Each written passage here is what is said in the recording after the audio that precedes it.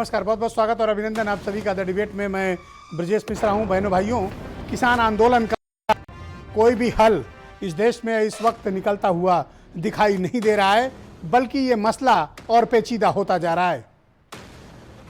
संसद में सरकार के रुख से स्पष्ट हो गया है कि ये कानून रद्द करना या वापसी के कोई विकल्प बचे नहीं हैं और किसान इस बात पर अड़े हैं कि बिना इस बिल के खत्म हुए, कानून के खत्म हुए, यह आंदोलन समाप्त नहीं किया जाएगा। महीने भर से ज्यादा हो गए दोनों के बीच, यानी भारत की सरकार और किसान यूनियन के बीच वार्ता बंद है। बॉर्डर पर लगातार धरना प्रदर्शन जारी है। स्थिति सामान्य अब तक नहीं हो पाई है। दिल्ली के 3 बॉर्डर सीज हैं 26 नवंबर से। तो क्या यह अनिश्चितकालीन धरना प्रदर्शन है? यह अनिश्चितकालीन सीज है? इसका कोई विकल्प नहीं है, कोई समाधान नहीं है? क्या बातचीत के सारे रास्ते बंद हो चुके हैं? क्या दोनों पक्षों ने अब यह तय कर लिया है और समझ लिया है कि इस परिस्थिति को और कॉम्प्लिकेटेड करेंगे? क्योंकि सरकार की बात और किसान यूनियन की बात के बाद किसी भी प्रकार के ये संकेत नहीं मिल रहे हैं कि इस मसले का कोई समाधान निकलेगा।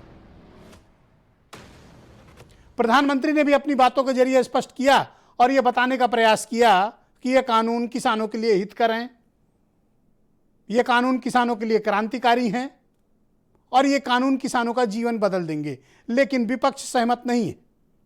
सदन के भीतर, राज्यसभा और लोकसभा में जो कुछ हो रहा है, आप सब लोग उसे देख रहे हैं, सुन भी रहे हैं। तो आखिर इस गंभीर समस्या का समाधान क्या है? शायद ही आजाद भारत ने ऐसा आंदोलन देखा हो। शायद ही हमारे देश ने आजादी के बाद इतना दृढ़ प्रतिज्ञ, अपने उद्देश्यों के प्रति समर्पित, मजबूत किसान आंदोलन देखा हो। तो क्या सरकार यह सुनिश्चित और तय करके बैठी कि वो कानून लागू ही करेगी, परिणाम इसके चाहे जो हों?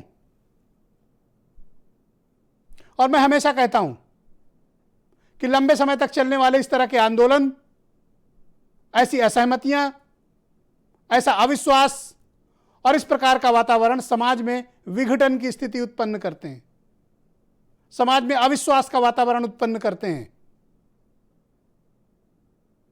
लिहाजा सारे मसलों को छोड़कर बातचीत की टेबल पर दोनों पक्ष लौटें, इस पर अधिक जोर होना चाहिए। आरोप प्रत्यारोप, आक्रामकता, अनावश्यक बल प्रयोग और किसी भी प्रकार की हिंसा, दोनों पक्षों को बचने की आवश्यकता है। लोकतंत्र में सहमति और असहमति दोनों के मार्ग खुले होते हैं। असहमत होने का मतलब कोई देश विरोधी होना नहीं होता है और सहमत होने का ही मतलब सिर्फ देशभक्त नहीं होता है। दोनों के मौलिक अंतर हमें समझने होंगे। सरकार बदलाव के लिए कानून में तैयार है, लेकिन वापसी के लिए नहीं। तो क्या सरकार को लगता है कि यह आंदोलन वो समाप्त करवा देगी इस कानून के रहते? ऐसा किसान यूनियन की बातों से, किसान मोर्चा से और इस आंदोलन का रूपरेखा देखकर दिखाई नहीं देता है। देश को यथास्थितिवाद पर छोड़ देना किसी भी हुकूमत के लिए उचित बात नहीं मानी जाती।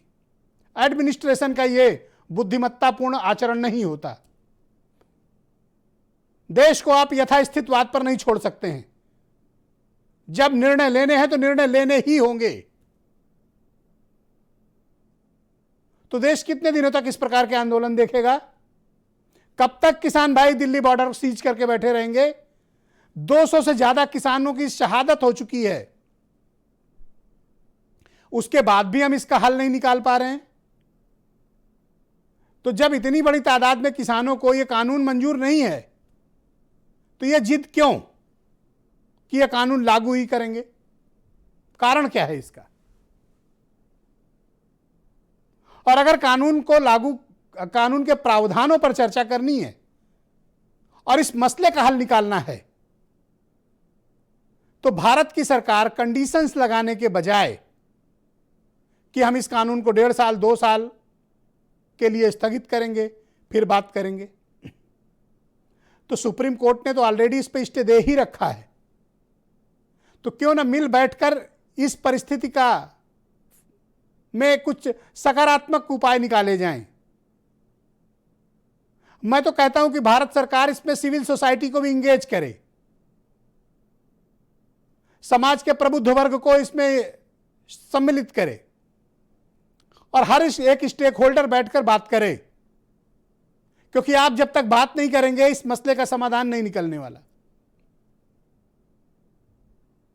आंदोलन को दाग लगाने से भी काम नहीं बनने वाला, अल्ट्रा लेफ्ट कहने से भी काम नहीं बनेगा, वामपंथी कहने से भी काम नहीं चलेगा, खालिस्तानी कहने से भी नहीं चलेगा, पाकिस्तान और चाइना का एजेंट कहने से भी काम नहीं चलेगा, और देशद्रोही कहने से भी बात नहीं बनने वाली। बात करने से बात बनने वाली है। लिहाजा बात की जानी चाहिए, और बात सिर्फ बात के लिए नहीं की जानी चाहिए, बल्कि हल निकालने के लिए बात की जानी चाहिए। क्योंकि 11 चक्र में हुई बात का अंजाम हमने देखा है कि वहां सिर्फ बात के लिए बात की गई। शायद यही कारण है कि यह मसला इतना पेचीदा हो गया कि अब सुलझाए नहीं सुलझ रहा है। तो इस मसले को घुमाने फिराने, लटकाने, अटकाने, भटकाने, गिराने के बजाय सुलझाने की प्रक्रिया पर विचार करना चाहिए और सारे स्टेक होल्डर्स इकट्ठे हों। सरकार को पहल करनी पड़ेगी, क्योंकि हुकूमत पर नियंत्रण उनका है, तो बात की पहल उन्हीं को करनी पड़ेगी। मैं कहता हूं कि भारत की सरकार किसान भाइयों को आमंत्रित करे, दोबारा से आप लोग बातचीत की टेबल पर बैठिए। अगर विज्ञान भवन नहीं पसंद तो कोई स्टेडियम चुन लीजिए और आपस में बात करिए, और उस बातचीत का सार्वजनिक सीधा प्रसारण देश की मीडिया करे, ताकि देश भी जान सके कि किसी एक पक्ष पर, इसी एक विषय पर हुकूमत की क्या राय है और किसान भाइयों की क्या राय है। पता तो चले देश को किसानों की क्या आशंका है और सरकार क्या पुख्ता करना चाहती है। लिहाजा इस मसले का समाधान निकालना यही देशहित है, यही राष्ट्रहित है, और यही सच्ची देशभक्ति है कि किसान भाइयों को ससम्मान, ग्रेसफुली उनकी मांगों के साथ उन्हें खेतों और उनके घरों पर ससम्मान भेजा जाए। हम देश को यथास्थितिवाद पर नहीं छोड़ सकते। पहले से इतनी समस्याओं में जूझ रहे देश को एक और आंदोलन और कमजोर करेगा। लोगों के पास नौकरियां नहीं हैं, काम धंधे बंद पड़े हैं, आर्थिक मंदी आई हुई है देश में, जीडीपी नकारात्मक चल रही है, 12 करोड़ से ज्यादा लोग बेरोजगार हो गए हैं, खाने पीने के संकट हैं लोगों के पास। तो ऐसे में अगर इस प्रकार का धरना प्रदर्शन चलेगा, किसान भाई दिल्ली बॉर्डर सीज करके बैठे रहेंगे, तो क्या आने वाले वक्त में आप नहीं समझते कि खाद्यान्न संकट भी देश पर उत्पन्न होगा? निश्चित तौर पर होगा। इसलिए मैं कहता हूं कि समाधान ही संपूर्ण विकल्प है, और किसी भी समस्या का समाधान बातचीत की टेबल से हुआ है। जिसका उदाहरण आज रक्षा मंत्री ने लोकसभा के भीतर दिया कि बातचीत करके वो चाइना के मसले को सुलझा रहे हैं, तो चाइना के साथ आप बातचीत करके सुलझा सकते हैं, हमारे किसान भाइयों के साथ बातचीत करके इस मामले का सुलझा क्यों नहीं सकते आप? दुश्मन देशों के साथ बात करके जब बात बन रही है, तो हमारे अपने घर के लोगों से बात करके बात क्यों नहीं बन रही है? बात बनाई जाए, प्रयास किए जाएं, गंभीर परिणामदायक प्रयास किए जाएं। बात करने के लिए बात ना हो, बात बनाने के लिए बात हो, यह प्रयास करने की हमें आवश्यकता है। अपोजिशन पार्टीज को भी यही करना चाहिए। राजनीति आप किसी और मसले पर कर लीजिएगा, सरकार की घेराबंदी किसी और विषय पर कर लीजिएगा, लेकिन ये देश चलना चाहिए। इस देश के किसान का श्रम दिखना चाहिए, उन्हें अपने खेतों में और घरों पे होना चाहिए। विपक्ष का भी यही प्रयास हो। सम्मिलित और साझा प्रयास ही इस समस्या का संपूर्ण समाधान देने में सक्षम होंगे। कुछ बयान सुने आप, फिर मैं एक बड़ी डिबेट को आगे बढ़ाऊंगा। ये किसकी सरकार है? हम दो, हमारे दो। आप लिख के ले लो मुझसे, किसान 1 इंच पीछे नहीं हटने वाला है। किसान आपको हटा देगा। कि पहले जो हक उनके पास थे, जो व्यवस्थाएं उनके पास थी, उसमें से कुछ भी इस नए कानून ने छीन लिया है क्या? इसकी चर्चा, उसका जवाब कोई देता नहीं है। सब कुछ वैसा का वैसा वो है पुराना। क्या हुआ है? एक अतिरिक्त विकल्प व्यवस्था मिली है, वो भी क्या कंपलसरी है? किसी कानून का विरोध तो तब मायना रखता है कि जब वो कंपलसरी हो। लोग ऐसे हैं, भोजपुरी में कहावत है, ना खेलब ना खेल देव, खेलबे बिगाड़ब। न खेलूंगा न खेलने दूंगा, मैं खेल को बिगाड़ के रखूंगा। कुछ नहीं, प्रधानमंत्री तो जहर ही उगल रहे। प्रधानमंत्री जी कहाँ से बात है? उन्होंने तो सारा फिर जो बना खेल था, बना लग रही थी बातचीत, फिर वो करके क्यों कहते हैं उन्होंने आंदोलन जीवी? तो बिल वापसी की बात है, इसमें इस तक कम तो नहीं कुछ भी बात नहीं बनने की। तो आज की डिबेट में मेरे साथ डॉक्टर मनोज मिश्रा बीजेपी से सम्मिलित हो रहे हैं, उमा शंकर पांडे कांग्रेस से हैं, मनोज काका समाजवादी पार्टी से, रोहित अग्रवाल राष्ट्रीय लोकदल से हैं, पूनम पंडित बहुत ही जानी मानी सामाजिक किसान नेता हैं और इन दिनों सोशल मीडिया पे बहुत छाई हुई हैं, और भारतीय किसान यूनियन के राष्ट्रीय नेता और प्रवक्ता धर्मेंद्र मलिक मुझे ज्वाइन कर रहे हैं, और अनिल रॉयल जी मुझे ज्वाइन कर रहे हैं थोड़ी देर में। पश्चिम उत्तर प्रदेश के बहुत ही जाने माने और बहुत ही सीनियर जर्नलिस्ट हैं, मुजफ्फरनगर बेस्ड हैं और अपना खुद का न्यूज़पेपर निकालते हैं। थोड़ी देर में हमें वो भी ज्वाइन करेंगे, और बीरेंद्र सिंह जी हमारे स्टेट हेड। बहुत स्वागत, बहुत शुक्रिया आपका, धन्यवाद। डॉक्टर मनोज मिश्रा जी, पिछले 2 महीने से हम लोग लगातार चर्चा कर रहे हैं, पर अफसोस की बात यह है कि हम इस पेचीदा मसले का कोई समाधान अब तक निकाल नहीं पाए हैं। आखिर क्या कारण है कि इस मसले का समाधान न निकलना और इस मसले का लगातार पेचीदा हो जाना? आप इसके लिए कोई गंभीर प्रयास क्यों नहीं करते हैं, कोई ठोस पहल क्यों नहीं कर रहे हैं? देखिए ब्रजेश जी, प्रयास गंभीर ही हो रहे हैं। ये बात सही है कि परिणाम नहीं निकल पा रहा है वार्ता का, लेकिन प्रयास गंभीर हो रहे हैं, इस बात से इनकार नहीं किया जा सकता। उसके 2-3 चीजें बता दें आपको कि 3 मंत्री 11 राउंड की बात करते हैं किसान नेताओं से और 40 संगठनों से बात करते हैं, तो ये कहना कि प्रयास गंभीर नहीं हो रहे उचित नहीं होगा। दूसरी चीज, संसद में माननीय प्रधानमंत्री जी ने भी कहा है कि सलूशन निकलेगा और निकलना चाहिए, विश्वास व्यक्त किया गया है। किसान नेता भी चाहते हैं कि सलूशन निकले और देश की जनता भी चाहती है, आप भी चाहते हैं कि सलूशन निकले। सच बात यह है कि सरकार जितना झुक सकती थी बराबर झुकी। आप ये देखिए, सरकार ने कहा कि हम संशोधन को तैयार हैं, फिर सरकार माननीय सुप्रीम कोर्ट ने 4 सदस्यीय कमेटी बनाई, फिर उसके बाद सरकार ने कहा कि हम होल्ड पे रख सकते हैं 1.5 साल तक। तो सरकार जितने गंभीर प्रयास कर सकती है, जिस सीमा तक जा सकती है, सरकार जा रही है ताकि किसानों का सम्मान। क्या ये आपकी अंतिम सीमा है? अब इसके बाद आप आगे बढ़ने को या बातचीत के लिए तैयार नहीं हैं? आंदोलन खत्म हो। सबसे महत्वपूर्ण बात यह है कि ये जो कृषि सुधार हैं, ये बहुत दिनों से अपेक्षित है। जब 1991 में आर्थिक सुधार हुए थे, उसी समय से देश में कृषि सुधारों की आवश्यकता महसूस की गई थी, क्योंकि खेती के 50-60 साल बाद भी खेती के जो करने वाले किसान हैं, उनकी आय की स्थिति नहीं बढ़ी, उनके संसाधन नहीं बढ़े, उनको। डॉक्टर मनोज मिश्रा जी, मुझे आप बताइए, इस मसले का समाधान निकालने के लिए आपके पास कोई रास्ता है अथवा नहीं है? देखिए, बिल्कुल रास्ता है। रास्ता तो यही है कि चर्चा चल रही है और कहीं ना कहीं आके समाधान निकलेगा, इस बात से इनकार नहीं किया जा सकता। जैसी समाधान निकलेगा और विश्वास रखिए कि सबसे बड़ी से बड़ी समस्याओं का समाधान वार्ता की टेबल पर ही निकलता है। आप सर चाइना से बात कर सकते हो, के साथ वार्ता का, तो किसानों को बुलाकर बात क्यों नहीं कर सकते? हर बातचीत को वापस टेबल पे लाया जाए। देखिए, बिल्कुल आएंगे किसान भाई, बिल्कुल आएंगे। उन्हें भी लगता है कि मोदी सरकार उनके लिए बहुत करती है, क्योंकि जब 2013-14 से लेके इस बजट तक 6 गुना किसान कृषि का बजट बढ़ाया है मोदी सरकार ने, किसानों के सम्मान निधि उनके खातों में दी, तो निश्चित तौर पर किसानों के हितों की बात मोदी सरकार कर रही है। ये बात देश का किसान जानता है। धर्मेंद्र मलिक, शुक्रिया आपका, धन्यवाद। धर्मेंद्र मलिक राष्ट्रीय और भारतीय किसान यूनियन के राष्ट्रीय नेता हैं और प्रवक्ता भी हैं। धर्मेंद्र जी, स्वागत आपका। प्रधानमंत्री जी की बात आपने सुनी, आज राहुल गांधी की भी बात सुनी। दोनों की बातों के बाद मुझे ऐसा प्रतीत होता है कि बातचीत का रास्ता या तो बहुत छोटा हो गया है या बातचीत नहीं होनी है, क्योंकि रास्ते लगातार बंद होते जा रहे हैं। बातचीत के सभी रास्ते आज की डेट में लगभग बंद हैं। तो इस मसले का समाधान कैसे निकाला जाए?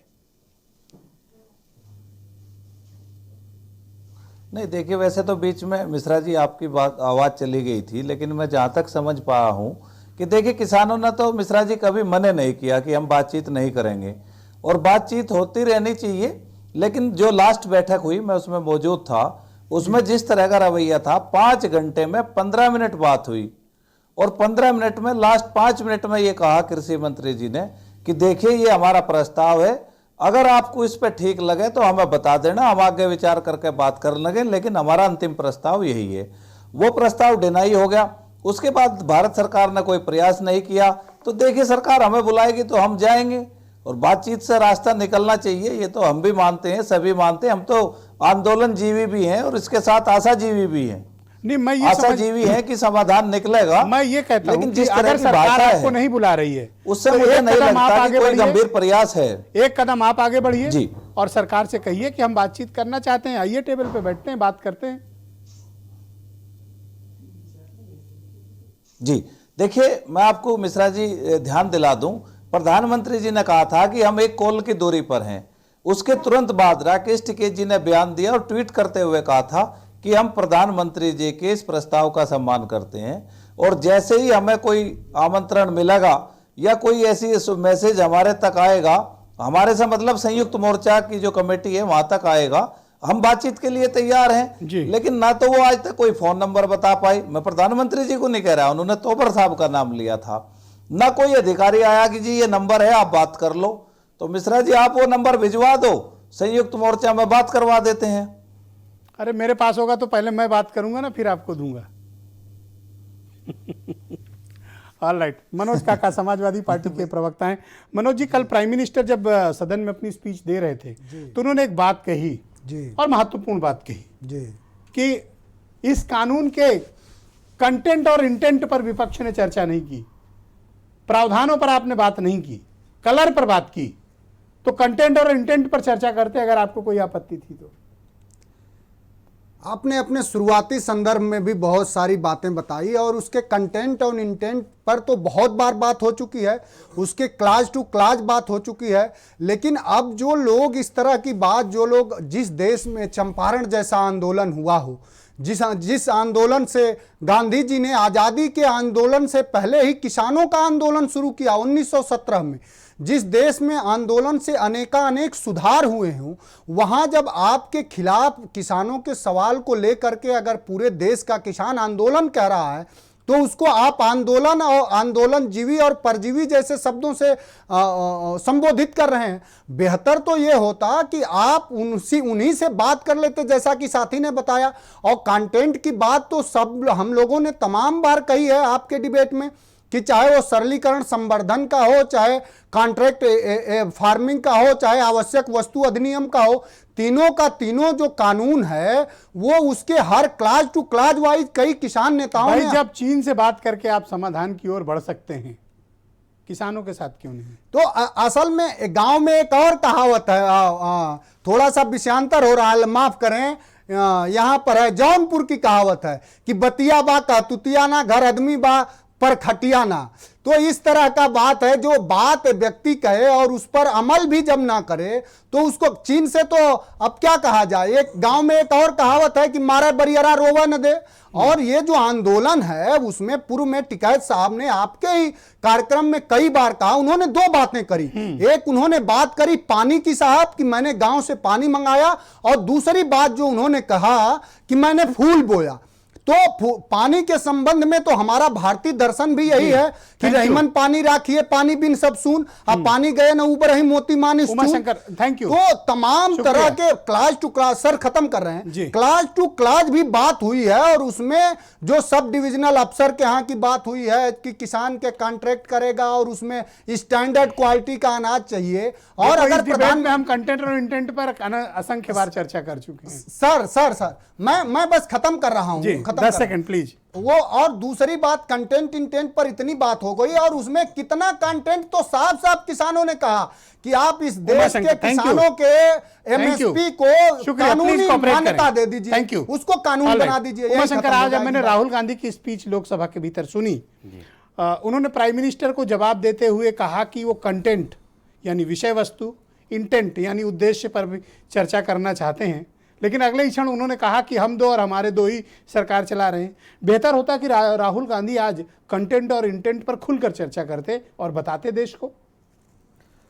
बिल्कुल आप ठीक कह रहे हैं ब्रजेश जी। देखिए, राहुल जी ने एक बात और कही कि मैं प्रदर्शन के लिए बजट पर चर्चा नहीं करना चाहता, क्योंकि हम सब जानते हैं कि कुछ बदलने वाला नहीं है। जब लोगों के दिमाग में तानाशाही होता है तो वो विपक्ष की आवाज को दबा देता है। जबरा मारे रोवे न दे, जो मनोज जी ने भी कहा, वही स्थिति इस समय विपक्ष की बनाने की कोशिश की जा रही है, लेकिन हम डरने वाले नहीं है। देखिए ब्रजेश जी, पिछले 6 सालों में एक बात स्पष्ट हो गई है कि हर चाय वाला गरीब नहीं होता, हर दाढ़ी वाला महात्मा नहीं होता, हर गुजराती गांधी और पटेल नहीं होता। किस तरीके से अपने 2 और 2, हम 2 हमारे 2 बराबर 4 गुजराती, जिसमें 2 गुजराती देश बेच रहे हैं और 2 गुजराती देश खरीद रहे हैं। Port, airport, railway, LIC, bank, BPCL, सब कुछ तो बेच दिया, सब कुछ बेच दिया। और अब किसकी बारी है? खेती और किसानी की। डॉक्टर साहब, मैं दूंगा टाइम आपको, अपनी बारी में अब किसानों को बेचने का खेल चल रहा। कितनी बार इंटेंट पर चर्चा हुई? आज राहुल जी ने भी इंटेंट को कितने संक्षिप्त शब्दों में बता दिया कि जमाखोरी होगी, APMC खत्म हो जाएगा। राहुल जी ने बताया कि कैसे जो है एक गुजराती भाई, सब नाम उन्होंने नहीं लिया, लेकिन उन्होंने कहा कि एक जो है फल और सब्जियों का भंडारण करेगा और दूसरा उसको बेचेगा। क्या ये हो नहीं रहा है? अंबानी ने पूरा, मैं कई बार बोल चुका हूं, पूरा फ्यूचर ग्रुप उन्होंने खरीद लिया और फॉर्चून के नाम से अडानी पहले ही बेच रहे हैं, तेल से लेके प्याज तक। अब ये बताओ कि इस मसले का समाधान क्या है?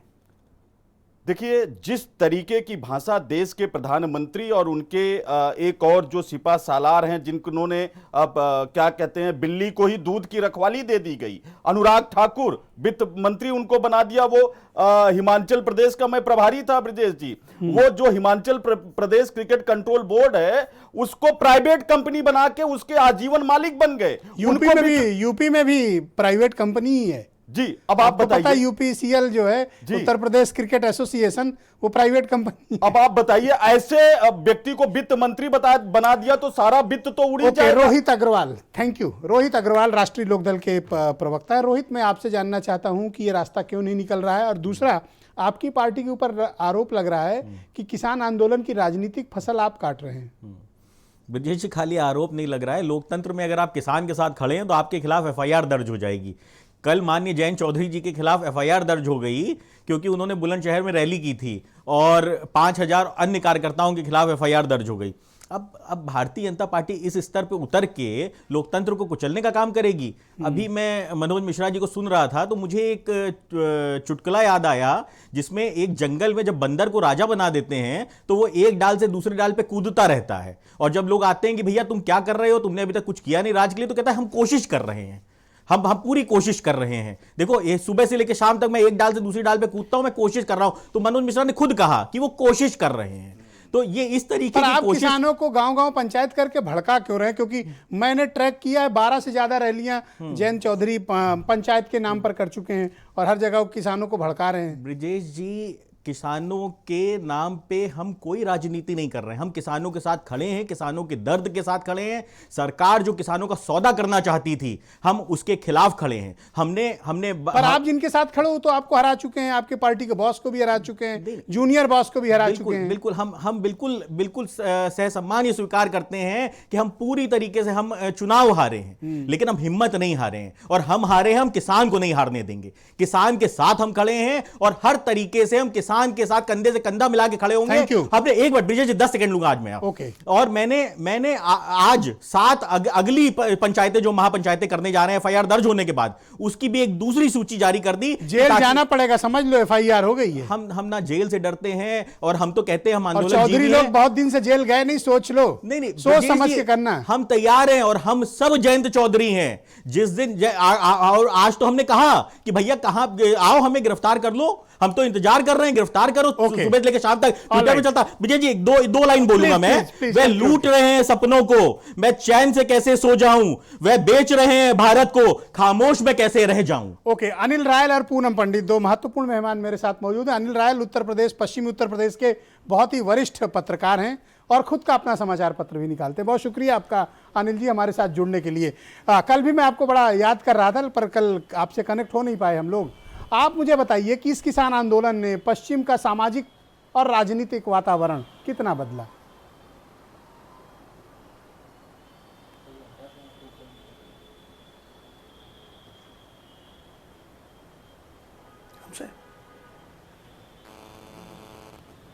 हाँ, अनिल रायल जी आपसे ही सवाल है ये। अनिल रायल जी आपसे ही सवाल है, बोलें आप।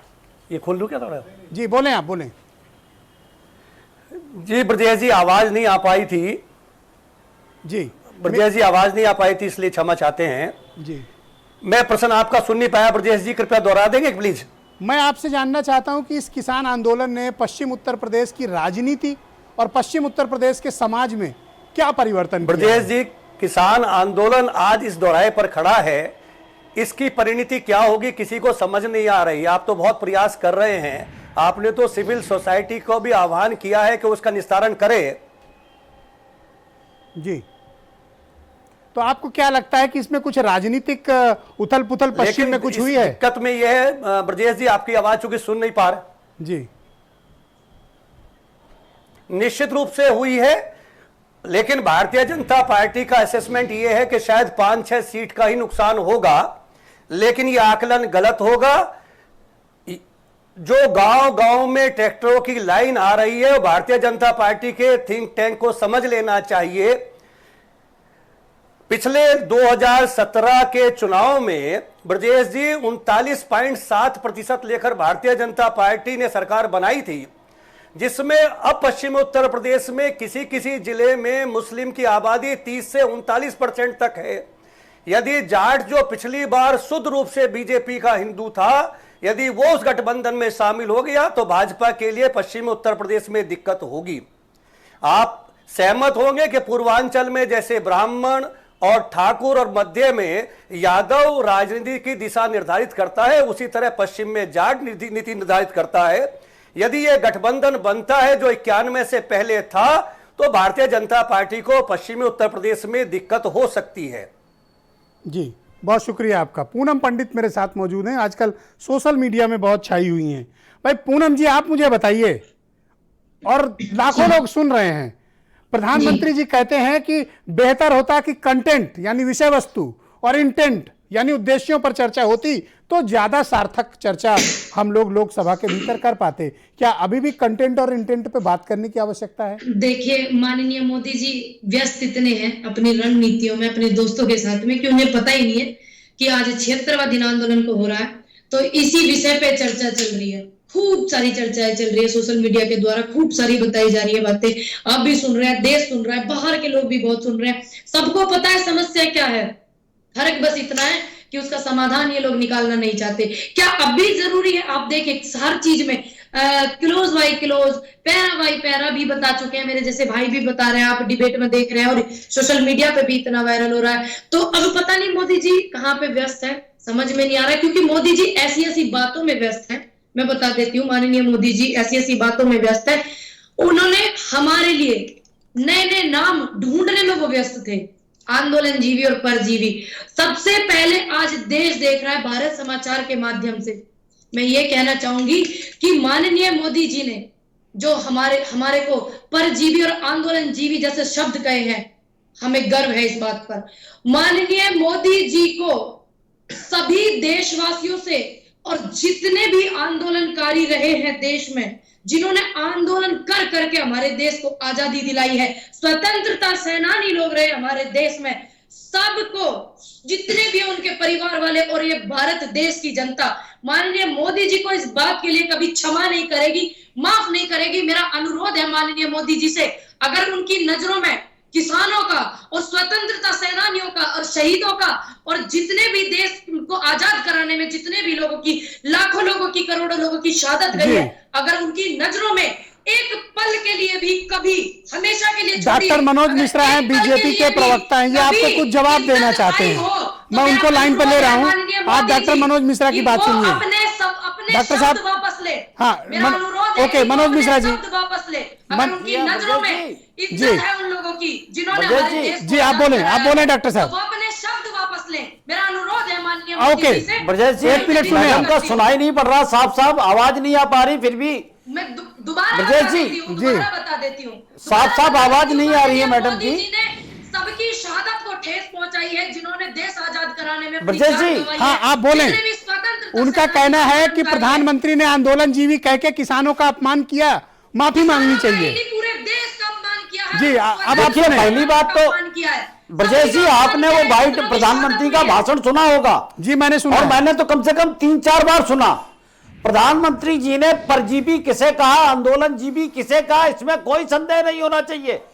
उन्होंने आंदोलनकारी आंदोलन जीवी के बीच का अंतर बताया। आंदोलन जीवी का इशारा उनका था जिनका अपना आधार नहीं होता और वो किसी भी आंदोलन चले जाते, वो चाहे छात्रों का आंदोलन हो, चाहे किसानों का आंदोलन हो, चाहे मजदूरों का आंदोलन हो, या कोई आंदोलन हो, उनको आंदोलन जीवी का, किसानों को नहीं का। पहली चीज स्पष्ट होनी चाहिए। दूसरी बात यह है कि कांग्रेस के ही सांसद ने संसद में कहा है कि अगर योगी पूनम पंडित, आप बिल के प्रावधानों पर चर्चा करिए ना, आंदोलन बिल के कंटेंट पर डॉक्टर मनोज मिश्रा से बात करिए। ये भारतीय आप जनता बिल पार्टी के के सांसद पूनम कह रहा है। पंडित, आप बिल के कंटेंट पर डॉक्टर मनोज मिश्रा कांग्रेस से का चर्चा सांसद करिए। कह रहा है, ये भारतीय बिल के जनता कंटेंट पार्टी पर का बात सांसद करिए। कह रहा है। उसमें नाम लेके हाउस में कहा है। सुनिए तो पूरी ब्रजेश जी सुन लीजिएगा, ब्रजेश जी पूरी बात सुन लीजिएगा। कांग्रेस के सांसद ने कहा संसद में, संसद के पटल पर मैंने खुद कहा कि योगेंद्र यादव को अगर इस आंदोलन से हटा के गिरफ्तार कर लिया जाए तो इस आंदोलन का समाधान निकल आएगा। ये कांग्रेस के सांसद ने, बीजेपी के सांसद ने, बीजेपी के प्रवक्ता ने या बीजेपी के किसी अधिकारी ने नहीं कहा। जाने से उनकी शहादत होने से सुनिए हमारे देश को आजादी मिली है। ब्रजेश जी, आप भी क्षमा मांगे, सच बात देश ने यह कहा है आपको। कि आंदोलनकारी आप जो क्षमा भी नहीं है इस समय मांगेंगे। जो किसान और सरकार, उनके जी बीच नहीं, में अगर कोई आंदोलन बाधा जीवी है नहीं होते, तो ये देश में आंदोलन हमारे जीवी देश को बाधा आजादी है। नहीं मिलती। इस बात से किसी को कितनी डर बार नहीं, बताऊं मैं और हम आपको? लोग स्वीकार हमें करते तो हैं डर है कि और आंदोलन जीवी सीना के ठोक के नाम पे कहते हैं शब्द कि दिए आंदोलन आपको। जीवी इस कम है, आंदोलन को भटका माननीय रहे मोदी जी हैं, को आंदोलन को माननीय पटरी आप पर भी नहीं उनकी आने दे तरफ से रहे बैठे, उनकी हैं। पार्टी वरना की तरफ से सरकार बैठे चाहती है, हुए। किसान माफी चाहते मांगिए हैं, देश की जनता आप से। एक सर्वे करा आपने लीजिए अपमान और किया किसानों से स्वतंत्रता पूछ लीजिए सेनानियों जाकर का, कि वो जिन्होंने समाधान आंदोलन चाहते हैं या करके नहीं हमारे चाहते, देश को आजाद वो कराया है। सरकार की बात आप सुनना माफी चाहते हैं मांगिए या नहीं देश से। सुनना चाहते। आप आप माननीय सर्वे मोदी करा जी से अनुरोध लीजिए है और उस कि सर्वे वो का अपने परिणाम शब्द देख वापस ले। लीजिएगा, क्या पता है, मैंने निकलेगा। इसमें गलत कह दिया? पूनम क्या पंडित, मैंने गलत एक कह मिनट, दिया? Doctor Manoj Mishra ji please wait. पहुंच जाते हैं okay, thank Manoj you. Mishra ji, क्या मैंने गलत कहा है? बताइए, आंदोलन जीवियों के कारण हमारे देश को आजादी मिली है या नहीं मिली है? आप मुझे बताइए, मैंने गलत कहा है क्या? आप मुझे बताइए कि मैंने गलत किया है। आपको देश से माफी नहीं मांगनी चाहिए। आप बताइए, आपको पूरा देश माफ नहीं करेगा। आपने उन आंदोलनकारी स्वतंत्रता सेनानियों की आत्मा को भी ठेस पहुंचाई है, आप पूरे अपनी देश को चिंता ठेस करिए, पहुंचाई है। देश की चिंता मत करिए। देश की अच्छा, चिंता आप मुझे 2014 मरवाएंगे से क्या? मोदी जी कर आप रहे मुझे हैं मरवाएंगे और क्या? देश जो की मैं अपनी जनता को चिंता भरोसा है मोदी जी आप पर। मुझे मरवाएंगे आपकी क्या, ये चिंता की बताइए। जरूरत नहीं मुझे है, अपनी भारतीय चिंता जनता नहीं पार्टी है। की आप चिंता मैं करें, बता दूं आप आपको, अपनी मनोज चिंता मिश्रा जी, करें, आप आप अपने मुझे- राजनीतिक दलों की चिंता आप करें मुझे मरवाएंगे जिनके क्या? साथ आपकी आप निष्ठाएं मुझे हैं। इतनी हिदायत भारतीय दे रहे हैं जनता यहाँ पार्टी बैठ की के। चिंता हम मत करिए, आप मुझे उसके हिदायत लिए दे रहे देश हैं की मनोज जनता मिश्रा जी। चिंता कर रही है अगर और भविष्य करोड़ों में कार्यकर्ता कुछ चिंता हुआ, कर रहे तो मैं हैं, मनोज उसमें आपकी मिश्रा जी चिंता को करने की कोई टारगेट जरूरत करूंगा, नहीं है। याद भारतीय जनता पार्टी को आपकी चिंता की आवश्यकता नहीं है। भारतीय जनता पार्टी के भारतीय करोड़ों जनता कार्यकर्ता और पार्टी को देश की हमने जनता चिंता बनाया कर रही है। भैया, भैया हमने बनाया भारतीय जनता पार्टी आपकी को। चिंता करने की जलियांवाला भारतीय बाग जनता में पार्टी जो कोई लोग जरूरत शहीद नहीं। हुए थे, ओके, जो जलियांवाला आप बाग में अपनी शहीद चिंता हुए थे, करिए, आप वो भी जिस आंदोलन राजनीतिक जीवी दल थे। के प्रति निष्ठावान है उसकी चिंता करिए। सुनिए, भारतीय जनता साहब, पार्टी मेरी बात चिंता कर रही है, सुनिए। चिंता कर रही मनोज है, मिश्रा जी, इस देश की जनता कर रही है और देश का करोड़ों कार्यकर्ता कर रहा की है। चिंता करते हैं, हम तो अब भी करते हैं। आप हमारी चिंता नहीं करते हैं, आप हमारे किसानों ओके, की शुक्रिया। आप चिंता लोग नहीं आपस करते में हैं। बहस ना आपको करें। चिंता की थैंक आवश्यकता you, Bharatiya Janata party thank को यू, नहीं है। Thank you. बीरेन जी आ गए डिबेट हाँ, में। तो हमारी आप चिंता मत करिए। शुक्रिया, हम तो धन्यवाद, करेंगे। धन्यवाद। प्लीज रुकिए, बीरेन जी आ गए डिबेट में। भाई बीरेन जी, कल प्राइम मिनिस्टर जी की बात सुनी मैंने और राहुल गांधी जी की बात सुनी। दोनों लोग, एक सत्ता पक्ष है, दूसरा लार्जेस्ट अपोजिशन है, तीसरा स्टेक होल्डर है किसान। मैं ये उम्मीद कर रहा था कि बातचीत का कुछ रास्ता सदन के जरिए निकलेगा, किसानों के पास कोई प्रस्ताव जाएगा, वापस विज्ञान भवन न सही कहीं बैठेंगे ये लोग और बातचीत करेंगे। जब चाइना से बात करके हम बात ठीक कर ले रहे हैं, तनाव कम कर ले रहे हैं, तो हम किसानों के साथ बातचीत करने में हमें क्या परहेज है? बातचीत के मार्ग प्रशस्त होना चाहिए। बिल्कुल, देखिए बातचीत तो होनी ही चाहिए और कल बहुत उम्मीदें थी लोगों को कि शायद प्रधानमंत्री उनको आमंत्रित कर देते, लेकिन अब ये रास्ता ऐसा आ गया है कि ना आंदोलनकारी अगर पीछे हट जाएंगे तो भविष्य में किसानों के लिए कोई आंदोलन को खड़ा नहीं होगा। और सरकार अगर बहुमत की सरकार है, बहुमत का ताकत छोड़कर अगर उदारवादी रवैया अपनाए तो बातचीत हो सकती है और किसी की हार नहीं होगी इससे। लेकिन ये बात पता नहीं कब समझ में आएगी।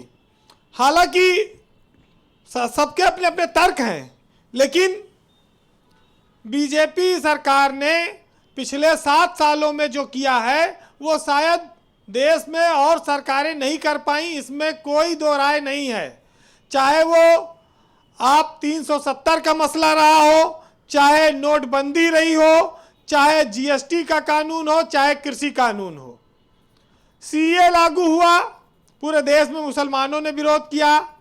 नोटबंदी लागू हुई, काला धन का आता पता नहीं चला। जीएसटी से व्यापारी माथा पीट रहे हैं। आज कृषि कानून की बात आ रही है, सरकार पीछे हटने को तैयार नहीं है। सरकार किसका भला करना चाहती है ये बात भी समझ में नहीं आ रही लोगों को। कानून पे कानून चले आ रहे हैं। अब बस खाली जब लोकसभा या विधानसभा का आप चुनाव जीत जाएं, वही फैसला अंतिम है, वही जनता की मुहर है, तो शायद जनता चुप मार के बैठ जाती है। आंदोलनकारियों को भी चुप मार के बैठना पड़ता है। लेकिन आज 75-80 दिन होने जा रहा है।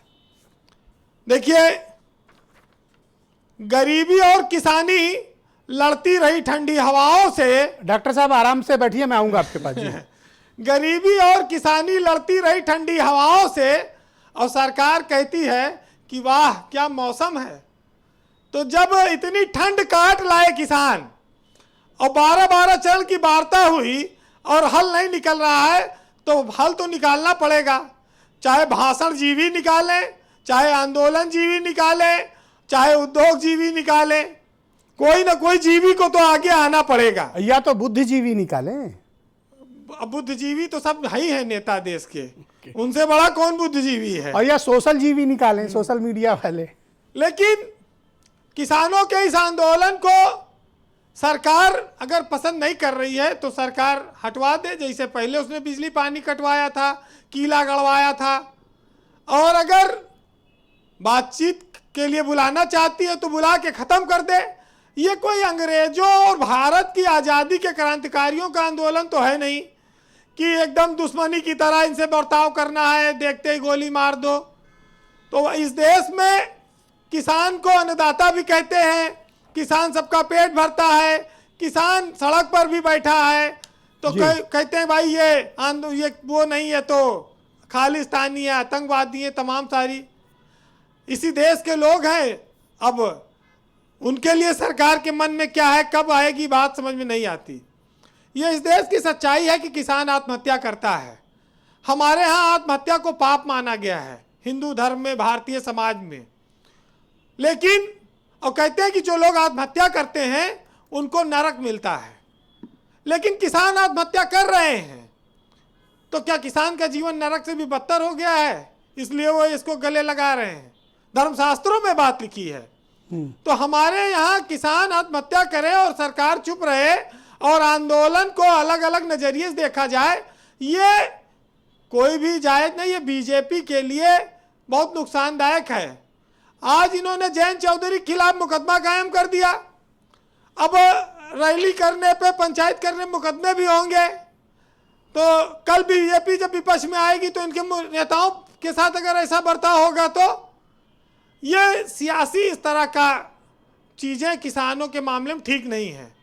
पंचायत जितना स्वरूप बढ़ाएगी, अभी बीजेपी को उससे निपटना है। फिलहाल जी 4 लाइनें कहूँगा।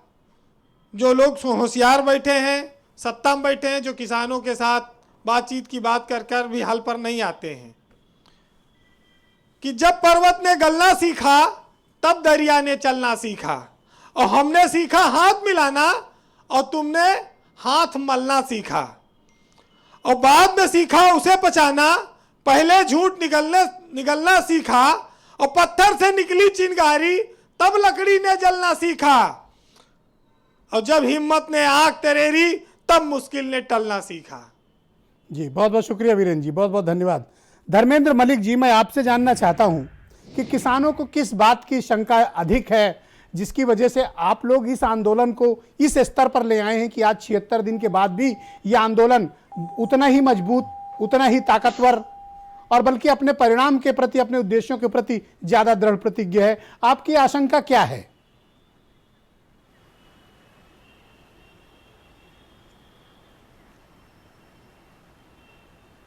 धर्मेंद्र मलिक जी, आप मुझे सुन पा रहे हैं? सबसे पहले तो कंटेंट और इंटेंट की जो बात हुई, जी जी मैं सुन पा रहा हूं। आप बोलें, प्लीज बोलें। मेरी आवाज आ रही है? जी बिल्कुल आ रही है, आप बोलें।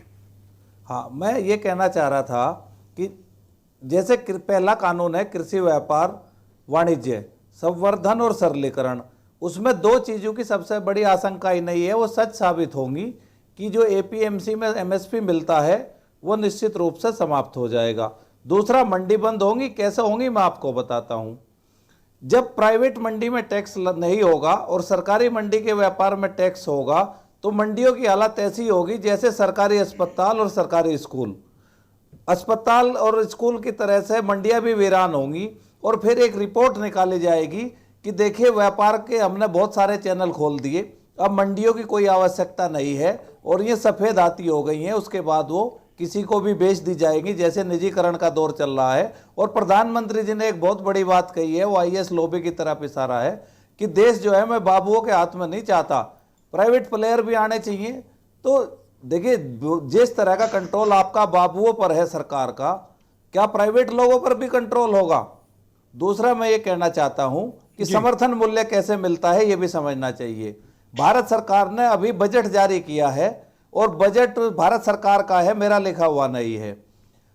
खरीद के लिए एक स्कीम है पीएम आशा। पीएम आशा के तहत दलहन वगैरह तमाम चीज़ों की खरीद होती है। इस वर्ष उसका भी बजट घटा दिया गया है।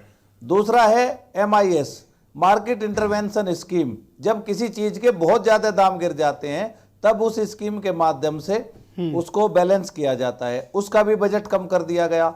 और जो खरीद करती है FCI जो है लगभग 4.5 लाख हजार करोड़ के घाटे में है। वो जो बॉक्स है उसमें लिखा है 000। तो हमारा ये मानना है कि सरकार वैकल्पिक व्यवस्था लागू करने के बाद खरीदी से भी हाथ उठाने वाली है। और वो जब स्पष्ट इससे हो जाता है कि 2016 में पीडीएस के ऑर्डिनेंस एक लाया गया, पीडीएस में बदलाव के लिए, उसमें कहा गया कि हम इसको आधार कार्ड से लिंक करेंगे। अब राशन जो मिलता है वो अंगूठा लगाने के बाद मिलता है। उसमें नीचे एक लाइन और लिखी गई है कि भारत सरकार जल्द ही पीडीएस की सब्सिडी खातों में ट्रांसफर करने का कार्य करेगी। यानी कि भारत सरकार जो है कुछ दिनों के बाद खरीद ही बंद कर देगी। जब भाई भारत सरकार को तो पीडीएस के लिए चाहिए, जब पीडीएस को आप डायरेक्ट करोगे तो आप खरीदोगे क्या? तो उस समय हमें सबसे बड़ी दिक्कत ये होगी कि जो व्यापारी हमारा एक्सप्लोटेशन करता है या वो हमें एमएसपी नहीं देता है, जब भारत सरकार खरीद नहीं करेगी तो निजी व्यापारी को बेचना होगा। तो हम इसलिए ये कानून मांगते हैं कि प्रधानमंत्री जी कहते हैं कि एमएसपी था, है और रहेगा। तो हमारा नम्र निवेदन है प्रधानमंत्री जी, आपकी बात पे देश विश्वास करता है, 4 लाइन का एक ऑर्डिनेंस जारी कर दीजिए कि एमएसपी कानून है और एमएसपी आज से कानून लागू होता है और ये सब पे लागू होगा, चाहे निजी प्राइवेट प्लेयर हो या सरकार। जी धन्यवाद। मनोज काका, मैं आपसे समझना चाहता हूं कि हम इस मसले का समाधान कैसे निकालें, किसान भाइयों के मन की शंका दूर कैसे हो। विपक्ष का भी यही प्रयास होना चाहिए कि यह आंदोलन जल्द से जल्द समाप्त हो। विपक्ष का भी यही प्रयास है। और जो आपने अपने चैनल के माध्यम से विगत 2 महीनों से ऊपर से हमेशा किसानों-मुखी खबर दिखाई है, सबका आपने बुद्धिजीवियों तक का आह्वान किया, आम जन का आह्वान किया। और जैसा धर्मेंद्र मलिक बता रहे थे, मुझे बहुत अच्छा लगा कि MIS से लेके FCI पर इनका विस्तृत अध्ययन है। देखिए, सरकारें जो है हमेशा आम जन के सरोकार को समझती हैं, आम जन के सहूलियत को। और जो कारपोरेट जगत के लोग होते हैं उनका जो है लक्ष्य कभी सरोकार का और सामाजिक लाभ का नहीं होता है। जो कारपोरेट जगत के लोग हैं उनका हमेशा लक्ष्य सिर्फ लाभ का होता है कि आम जन को कैसे सहूलियत मिले, इसका नहीं है। तो जब आप खेती किसानी को उद्योगपतियों के हाथों गिरवी रखना चाहते हैं। मैं आपको एक आंकड़ा दे दूं, इस देश पर के खेती पर उद्योगपतियों की नजरें कब पड़ी? जब विगत डॉक्टर साहब आपसे सबका जवाब लूंगा, डोंट वरी। जब ये सरकार के आंकड़े बता रहा हूं मैं, जब विगत समय में 2020 के पहले तिमाही की, लॉकडाउन के बाद पहले तिमाही की जो जीडीपी थी वो -23.7% थी। उस समय भी कृषि ने 4.3% से उस अर्थतंत्र को, हमारे अर्थव्यवस्था को खड़े रखा। तब उद्योगपतियों की निगाहें पड़ी कि सब चीज माइनस में है, फिर भी कृषि फायदे में है, तो उस पर कैसे हम कब्जा करें। और उन्हीं के चक्कर में सरकार ने आधी रात में ये कानून लाया है। धन्यवाद। और सरकार अगर किसानों का हक राहुल गांधी का ये कहना तो सिर्फ कि हम दो हमारे दो, इस तरह का तंज कसने की क्या आवश्यकता है? आप मुद्दे पर भी तो बात कर सकते हैं, जुमलों पर बात क्यों हो रही है? और ब्रजेश जी, ये जुमले की बात नहीं है, यही तो सच्चाई है। आप समझिए कि देश की सबसे बड़ी पंचायत में जहां मेंबर्स जनता के आशीर्वाद से चुनकर आते हैं, राहुल गांधी जी ने आज उस पंचायत में जब कहा कि 170 से ज़्यादा किसान शहीद हुए हैं और इस देश की महापंचायत को उनको श्रद्धांजलि देनी चाहिए, कांग्रेस के सांसद खड़े हुए, विपक्ष के सांसद खड़े हुए, लेकिन लोकसभा के अध्यक्ष से लेके भारतीय जनता पार्टी का एक भी सांसद हमारे देश के शहीद 170 किसानों को श्रद्धांजलि देने नहीं खड़े हुए। ये किसके लिए है? हम दो हमारे दो के लिए है। और ये हम दो हमारे दो जो हैं वो कौन है, हमने बताया, फिर मैं बताता हूं। एक तो अडानी जी जो 8,000 करोड़ के जहाज में बैठकर प्रधानमंत्री के डेलीगेशन का हिस्सा बनकर इजरायल जाते हैं और रक्षा कंपनी बना के रक्षा के सारे सौदों पे उनकी भागीदारी हो जाती है। अंबानी जी, एक तस्वीर बहुत वायरल हुई थी 2014 में, ब्रजेश जी, अंबानी जी का हाथ मोदी जी की पीठ पर था और मोदी जी का हाथ नीता अंबानी जी के हाथ में था। वो ये बताने को काफी है कि हम दो हमारे दो का मतलब जो राहुल गांधी जी ने कहा है वो क्या है। आज कितनी शर्मनाक राहुल गांधी ने यह बात क्यों कही कि किसान 1 इंच पीछे नहीं हटेगा? क्या इस आंदोलन के पीछे आप हैं? नहीं, हम पीछे नहीं हैं, हम साथ में हैं। हम लगातार किसानों के साथ। रोहित अग्रवाल, पहले दिन से उनके साथ। रोहित अग्रवाल भाई, किसानों की इस समस्या का समाधान निकालने के लिए कोई सकारात्मक पहल होनी चाहिए ना कि आपकी जिस तरह की राजनीति कर रहे हैं कि गांव-गांव, गली गली घूम के बड़ी बड़ी पंचायतें करना और किसानों के मन में असंतोष और उत्पन्न करना। ब्रजेश जी देखिए, हम तो अभी गांव-गांव जा रहे हैं, फिर अभी हम ब्लॉक जाएंगे। तो अगर किसानों को लूटने का प्रयास करेंगे तो हम किसानों को बताएंगे नहीं क्या? अभी एक बात करते हैं कंटेंट और इंटेंट की। तो जो कक्षा का बहुत कमजोर बच्चा होता है उसको शिक्षक ना बार बार कंटेंट बताता है, लेकिन उसके बाद भी वो रैली होगी, FIR अभी ठीक हो गए, कोई बात नहीं। विजय जी, इनसे कहिए जेलें अपनी बढ़ा लें, क्योंकि जेलें छोटी पड़ जाएंगी। कितने कार्यकर्ता हैं आपके पास? विजय जी, महापंचायत में भीड़ गिन नहीं पा रही है LIU। जो महापंचायत में भीड़ आ रही है उसकी गिनती LIU नहीं कर पा रही है सही से। वो इस समय बेचैन है भारतीय जनता पार्टी पूरी तरीके से। तो भारतीय जनता पार्टी यही तो मैं कह रहा हूं कि आप इसका सियासी लाभ ले रहे हो। नहीं, तो अगर हम सियासी दल है तो सियासी लाभ अगर ले रहे हैं तो इसमें क्या तकलीफ है? भारतीय जनता पार्टी किसानों की बात मान ले और हमें सियासी लाभ लेने से रोक दे। हम तो कह रहे हैं भाई, हम कल से पंचायत बंद कर देंगे। आप किसानों की जो मांगे हैं उसको आप मान लीजिए। मैं पंचायत जाना, क्योंकि अब FIR खुल गई है। विजय जी, कोई चिंता की बात नहीं है। भारतीय जनता पार्टी ऐसा तो नहीं कि जयंत को थोड़ा डर लगे या कोई बात हो। विजय जी, जयंत चौधरी ने तो आज सुबह ही दहाड़ा है और कहा है कि भैया बता दो भाई कब गिरफ्तार करना है हमें, और आज पूरे दिन चला है करो गिरफ्तार। हमारे कार्यकर्ताओं ने चलाया ट्विटर के ऊपर ट्रेंड, करो गिरफ्तार। तो भारतीय जनता पार्टी खुद ही नहीं आ रही है गिरफ्तार करने। हम तो इंतजार कर रहे हैं भैया कहां होगे। हम तो कल फिर मथुरा जा रहे हैं, तो भैया कल फिर तैयारी कर लो अपने कागज भरने की, FIR करने की, और जेलें बनवा लो, नई जेलें बनवा लो, क्योंकि जेलें छोटी पड़ने वाली हैं। Please cooperate. अनिल रायल जी, पश्चिमी उत्तर प्रदेश से के बहुत ही जाने माने पत्रकार हैं। रायल जी, आप मुझे सुन पा रहे हैं?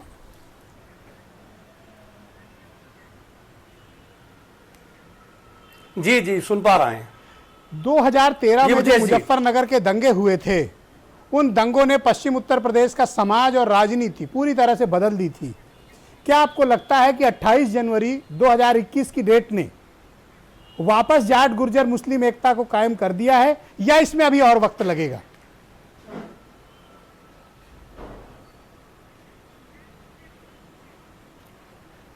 ब्रजेश जी, कुछ जरूर फर्क पड़ा है। ये जो गठबंधन 91 से पहले था, सन 91 में चौधरी महेंद्र सिंह टिकैत ने ब्रजेश जी एक आह्वान दिया था कि राम के नाम पर वोट दो। उससे होते होते 2013 में सभी हिंदू बन गए थे और भारतीय जनता पार्टी के पक्ष में 2014 में और 17 में मतदान किया था। इस बार भाजपा को नुकसान की स्थिति यह बन सकती है कि जाट और मुस्लिम में जो दूरियां थी वो धीरे धीरे खत्म हो रही है, कम हो रही हैं। वो कितने % कम होगी ये तो अभी कहना बहुत आसान नहीं है, बहुत जल्दी होगा। लेकिन पहले से भाजपा को जाटों में बड़ा इसका राजनीतिक नुकसान तो बीजेपी का समझ में आया के बाद, पर इसका बेनिफिशियरी कौन है? जब यह आंदोलन चला था, इसका लाभ किसको मिल रहा है? जी, इसका बेनिफिशियरी कहीं ना कहीं बेनिफिशियरी विपक्ष को मिलेगा और विपक्ष में यहां लोकदल और सपा गठबंधन ही माना जाएगा। वो कहीं ना कहीं लाभ की स्थिति में महसूस कर रहा है अपने आप को।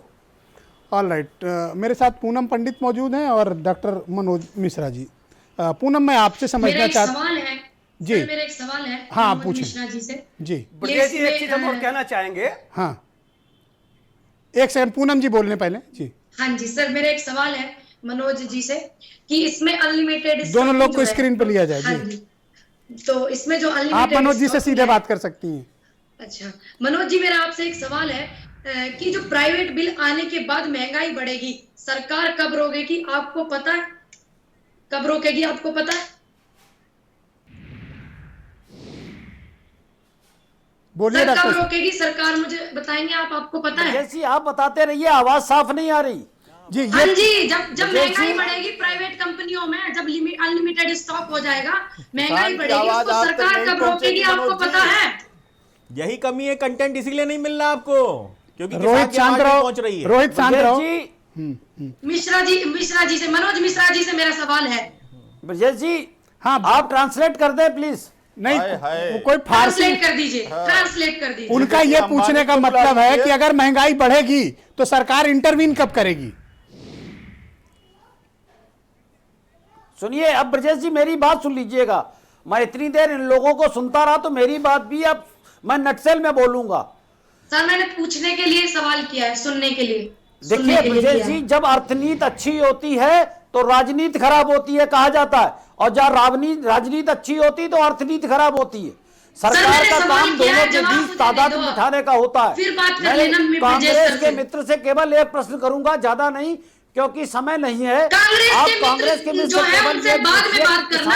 मैंने एक सवाल किया मनोज मिश्रा जी से। पूछो पंडित जी, पूछो आप अपने सवाल लगातार पूछो। राजस्थान और हरियाणा में उसे वापस करके देश के किसानों में संदेश चला जाएगा।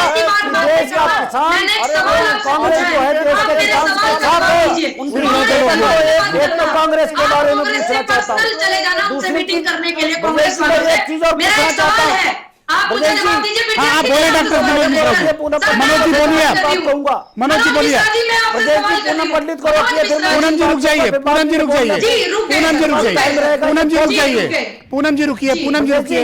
हाँ डॉक्टर साहब बोलिए। आप इनको रोकिए, फिर आराम से बोलें, इनका स्वागत है। हाँ रोकिए। ठीक है, ठीक देखिए, है। दूसरी बात जो ये कह रहे हैं कारपोरेट सेक्टर ये कर देगा, कारपोरेट सेक्टर वो कर देगा, तो जब कारपोरेट सेक्टर नहीं था या बहुत कम था तब किसानों का कौन सा हित हो गया? सर्वाधिक आत्महत्याएं किसानों ने कांग्रेस के शासनकाल में करी जब कारपोरेट सेक्टर नहीं था। आप ये देखिए, टेलीकॉम सेक्टर देखिए, जब केवल सरकारी सेक्टर था तब क्या हालत थी और आज क्या हालत है। दूसरी बात, जब टेलीविजन देखिए, जैसे आपका टेलीविजन चैनल है, ये निजी चैनल है, और जब एक डीडी न्यूज था तब क्या हालत था। निजी चैनल आने से क्वालिटी बढ़ी, लोगों को मौके मिले और संवेदनशील हुआ समाज। तो ये कहना कि कारपोरेट सेक्टर बर्बाद कर देगा, ये ठीक नहीं है। ओके, पूनम पंडित को उनके साथ। डॉक्टर साहब, आप पूनम को बोलने दीजिए। ओके, मेरा सवाल है मनोज मिश्रा जी से कि जब प्राइवेट कंपनियों में अनलिमिटेड स्टॉक हो जाएगा, ये जनता तो जो बढ़ती महंगाई होगी और देश का नुकसान कर रहा है। कारपोरेट सेक्टर अगर इतना ही बुरा है तो सारे कारपोरेट को निकाल के बाहर फेंक दीजिए, फिर चलाइए। और जब कांग्रेस देश चला रहा था तब कारपोरेट सेक्टर कहां था? आप बताइए। 47 से लेकर 90 तक कारपोरेट सेक्टर उत्तर देश में नहीं था, तब क्या हालत हुई देश की? और 90 के बाद जब उसके बाद कारपोरेट सेक्टर आया तब क्या हालत हुई? दूसरा कोई सवाल है आपके पास? मानदंड बदलेगा और देश की जनता को नहीं दे रहे तो दूसरा पूछिए। सोल्यूशन नहीं निकलेगा। अगर इनको नहीं आप लगातार देश की अगर जनता इनको को नहीं गुमराह पता हो कर तो मैं रहे हैं। बताऊं। हाँ हाँ बताइए। आप विपक्ष के जब लोग महंगाई केवल 1.5 गुना देश की बढ़ेगी जनता को गुमराह कर रहे हैं, इसके और अलावा कुछ जिनके नहीं पास कर रहे जमीन और नहीं है केवल वो कारपोरेट और गरीब सेक्टर को किसान गाली जो है देने से मेरे नहीं जैसे चलेगा। मेरी गिनती आप के गरीब मॉडल किसानों बताइए, में आप आधार तब वो क्या बताइए, खाएगा? आप तर्क आप इनसे बताइए पूछिए। कि कृषि में जब कारपोरेट सेक्टर मैं की देखिए, बात ये से चुप पहले नहीं नहीं होते है हैं, तो कौन सी बीजेपी के किसानों की प्रवक्ता हालत जितने सही भी हो हैं, गई? उनकी और समस्या आपने ही है 50-60 कि चुप साल नहीं तक होते हैं। शासन मेरे किया सवाल का तो जवाब कौन दिया से तो किसानों का तोड़ हालत के ले सही गए थी? हैं वो। किसानों देख लीजिए, से आप उन्होंने सर्वाधिक उत्तर भी आत्महत्याएं मुझसे नहीं कांग्रेस लिया के है। साथ ओके। यही तो देख और लो, आप देश में कहते यही हैं कि बिटन बना रही है कि किसानों बातचीत के के अन्याय टेबल हो रहा पर है। क्यों नहीं पहुंच रही है किसानों के सरकार? ओके, शुक्रिया आप लोगों का, आप दोनों का धन्यवाद। Please wait. खोल रही है। ओके, धर्मेंद्र और उस द्वार का मलिक, स्वागत धर्मेंद्र किया मलिक, जाना चाहिए। धर्मेंद्र देश जी, के किसानों के द्वारा। बातचीत की टेबल पे किसान और यूनियन कैसे लौटे? धर्मेंद्र मलिक जी। पूनम जी शांत हो जाइए प्लीज। नहीं नहीं, मेरा ये मानना है कि जिस तरह से एक सेकंड, सरकार उमाशंकर, जो है प्लीज। पहले से मैसेज करती थी, चिट्ठी भेजती थी, जी एक चिट्ठी भेज दे वो और फिर किसान जाने के लिए तैयार है। हम तो मने कर ही नहीं रहे हैं, हम तो ओके, समाधान उमाशंकर, चाहते हाँ हैं। उमाशंकर देखिए क्या ना, मेंशन तो कर हम रहे जो है थे? आंदोलन उमाशंकर भोगी हैं। क्या प्रॉब्लम भाई, आप क्यों लगातार बोले जा रहे हैं? बताइए क्या बात है? देखिए ब्रजेश जी, किससे इन्होंने सवाल है आरोप आपका? लगाया है, ये क्या जांच कराएंगे आनंदीबेन पटेल की बेटी को 1 रुपए एकड़ के हिसाब से सैकड़ों एकड़ जमीन गुजरात में दे कहाँ दिए? चले गए आप? और रॉबर्ट वाड्रा से अगर इतनी चिढ़ है ना, सुनो, रॉबर्ट वाड्रा के साल से जमीन सरकार है वापस तुम्हारी, करते, एक बाल देश बांका में कर पाए संदेश क्या करा रॉबर्ट जाएगा वाड्रा? कि ये लोग किसानों के एक बाल सही बांका चिंतक क्यों नहीं हैं। कर पा रहा?